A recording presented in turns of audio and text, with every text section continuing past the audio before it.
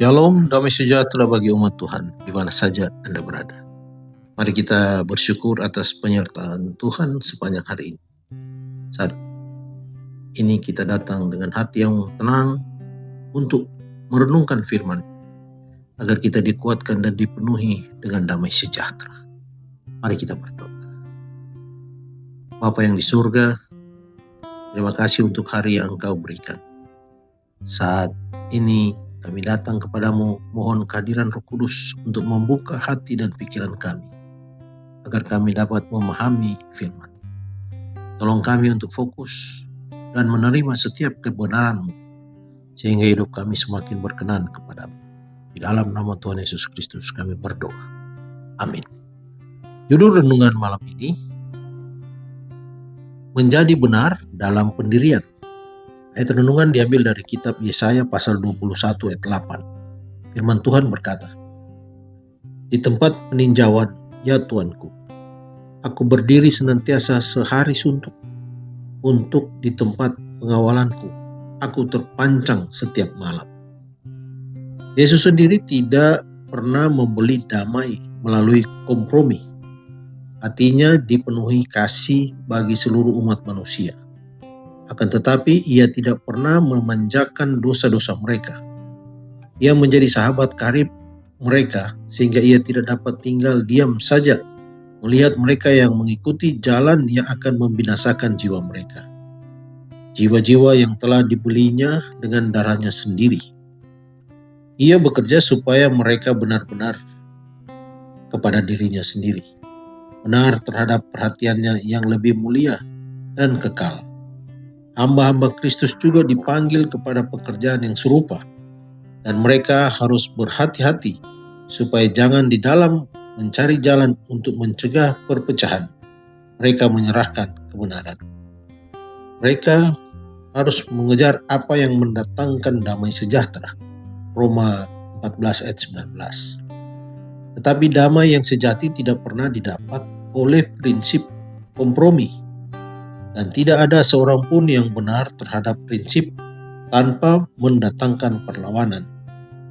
Suatu kekristenan yang rohani akan ditentang oleh anak-anak yang durhaka.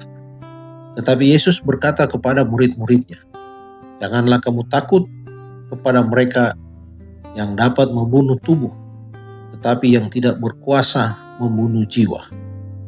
Orang-orang yang benar terhadap Allah tidak perlu takut kuasa manusia ataupun permusuhan setan. Di dalam Kristus, kehidupan yang kekal itu pasti. Ketakutan mereka hanyalah kalau mereka meninggalkan kebenaran dan mengkhianati kepercayaan akan Allah yang telah menghormati mereka." Pekerjaan setan ialah memenuhi hati manusia dengan kebimbangan.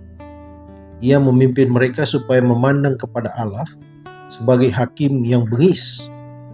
Ia mencobai mereka agar jatuh ke dalam dosa dan kemudian menganggap diri mereka terlalu keji terhadap Allah Bapa yang di surga atau meminta rahmat-Nya.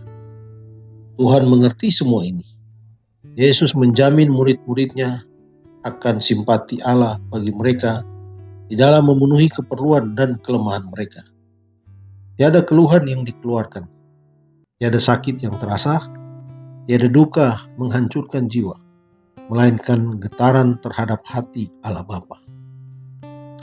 Alkitab menunjukkan kepada kita Allah yang tinggal di tempatnya yang tinggi dan suci, bukannya tinggal diam tanpa berbuat apa-apa, bukan pula diam di tempat-tempat sunyi sepi, tetapi dikelilingi oleh 10.000 kali 10.000 dan berlaksa-laksa makhluk yang suci. Semuanya sedang siap menunggu melakukan kehendak-Nya. Melalui saluran-saluran yang tidak dapat kita lihat, Ia berhubungan dengan aktif pada setiap bagian kekuasaannya. Tetapi di dalam satu dunia yang seperti setitik noda ini, di dalam jiwa-jiwa yang untuknya Ia telah memberikan anaknya yang tunggal untuk menyelamatkannya, perhatiannya dan perhatian segenap penghuni surga dipusatkan. Allah membungkukkan dirinya dari tahtanya. untuk mendengar jeritan orang-orang yang tertindih. Kepada setiap doa yang tulus, Ia menjawab, "Di sini aku ada." Ia mengangkat orang yang sengsara dan yang tertindas. Ia turut mereka sedih di dalam segala kesedihan kita. Dikutip dari buku Alfa dan Omega jilid 5, halaman 384-385. Mari berdoa. Bapa kami yang di sorga, terima kasih untuk firman-Mu malam ini. Ajar kami untuk menjadi pribadi yang benar dalam pendirian, tetap teguh dalam iman, dan tidak mudah goyah oleh keadaan. Malam hari ini kami berdoa lagi untuk saudara-saudara kami yang sedang sakit. Kiranya Tuhan memberikan kesembuhan dan kekuatan.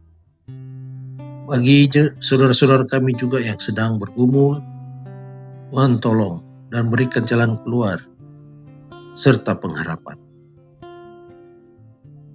Di saat kami istirahat malam hari ini, memohon perlindungan Tuhan. Berikan kami tidur yang nyenyak dan pulihkan kekuatan kami untuk hari esok. Dalam nama Tuhan Yesus Kristus kami sudah berdoa. Amin. Selamat malam, selamat beristirahat. Tuhan Yesus memberkati.